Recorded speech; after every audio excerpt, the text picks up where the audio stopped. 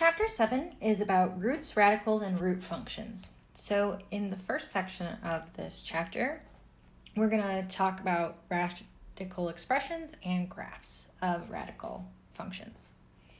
So let's talk about exponents versus radicals. If you don't recall, exponents are what we covered in chapter 4, so you can go back and take a look at those videos. But we previously studied exponents, right? Those can be used to square a number, or they can be used to cube a number, right? Now we're going to study square roots and more specifically roots, right? And what roots do is they allow us to take us back to the original number itself. So like the square root of 9 is 3. The cube root of 27 is 3. We're undoing the exponents. So given that the nth root of a equals b, that's how we say that, nth root of a, friendly reminder that this is a radical sign, radical. This means that b to the n equals a. So a and b are of the same sign. The natural number n is called the index, and friendly reminder that for square roots, it's typically omitted. So for example, the square root of 36 is 6, because 6 squared is 32. The cube root of 27, I already told you that, was 3, because 3 squared is 27. And the cube root of negative 27 is negative 3, because negative 3 cubed equals negative 27. So let's go ahead and solve the following. Okay, the square root of 64 is going to be 8, because 8 squared is 64, right? The cube root of 64 is going to be 4, because 4 cubed is 64. The cube root of 125 is going to be 5, because 5 cubed is 125. The fourth root of 16 is going to be 2, because 2 to the fourth is 16. Yes, I was just double checking that in my head. It's been a long day. And the cube root of 8 over 27, we can distribute that.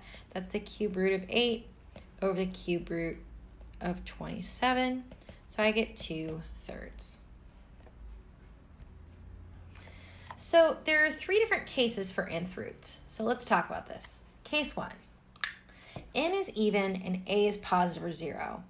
Then the nth root of a is the principal root of a. We would call negative nth root of a the negative root of a. Why do we do this? Okay, so n's even, so let's take a look at the square root of 6. Nope, let's do try 36. Let's pick something that's actually square. So the square root of 36 is 6, right? Because 6 squared is 36. The issue is here that I could also have that negative 6 squared gives me 36. So if I was asking for the negative nth root of negative square root of 36, I would put that negative symbol on the outside, and that'd give me negative 6. Case 2, n is even and a is a negative number. So then you'd be taking, for example, the square root of negative 36. And stop. This is a complex number. If you remember them from high school, we're going to pretend like we don't know how to do these, right? So the answer would be that the square root of negative 36 does not exist. We are going to cover these before the end of the semester. I think it's the last section or second to last section we talk about. So something to look forward to. Case 3, if n is odd, then there's exactly one real nth root of a written the nth root of a. So what does that mean by that? Okay, let's take a look at negative 8. I can take a cube root of negative 8 and I can take a cube root of 8. Because this is odd, there's only going to be exactly one real root, right? We don't have this option of having plus or minus 6. So here it would be negative 2, and here it would be positive 2. So let's take a look at some examples. The square root of 100 is 10. The negative square root of 100 is negative 10. The fourth root of 81 is 3. The negative fourth root of 81 is negative 3. The fourth root of negative 81 does not exist because it's an even root and you can't take an even of a negative number. This is case 2. Oh, I told you guys I'm not very creative with examples. We already did the cube root of negative 8 is negative 2, and the cube root of positive 8 is 2.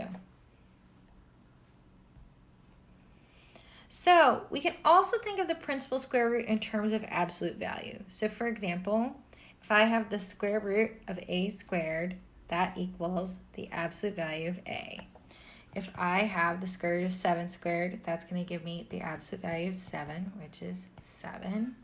If I have the absolute value of 8 squared, that gives me the absolute value of x, which I want to leave an absolute value because we don't know what x is.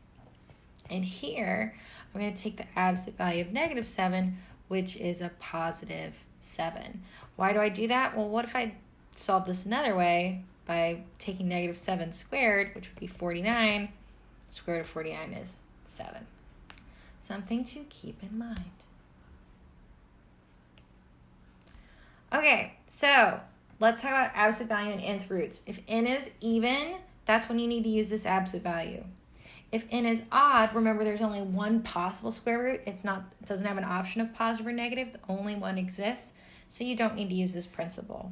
So here I have the square root of the 6th root of negative 3 squared. So the absolute value of negative 3 is 3. Here I have the 5th root of negative 4. Well, that's just going to be negative 4 because it's this case b here. N is an odd positive integer.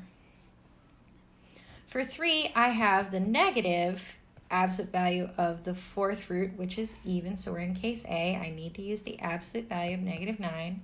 So that gives me negative 9 anyways. Here I have negative absolute value of, I'm taking the square root of m to the 4th, so that's going to be m squared. And I want to leave it in those absolute value thingies. I would think I would, but actually because it's m squared, it doesn't matter whether m is m is positive or negative, it's still going to be a positive, because 2 negatives make a positive and 2 positive makes a positive. So here I have a negative m squared. The cube root of a to the 12th, I'm taking a cube root, so this case 2 applies. N is odd and positive. So this becomes a to the 4th. But if I was going to take the 4th root of x to the 12th, that's going to equal the absolute value of x cubed.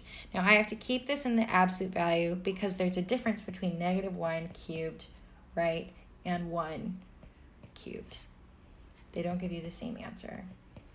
Right, so that's just an example of because it's a cube, I wouldn't want to do that. Meanwhile, this square, I could take out of the absolute value bars because negative 1 squared is 1 and 1 squared is 1.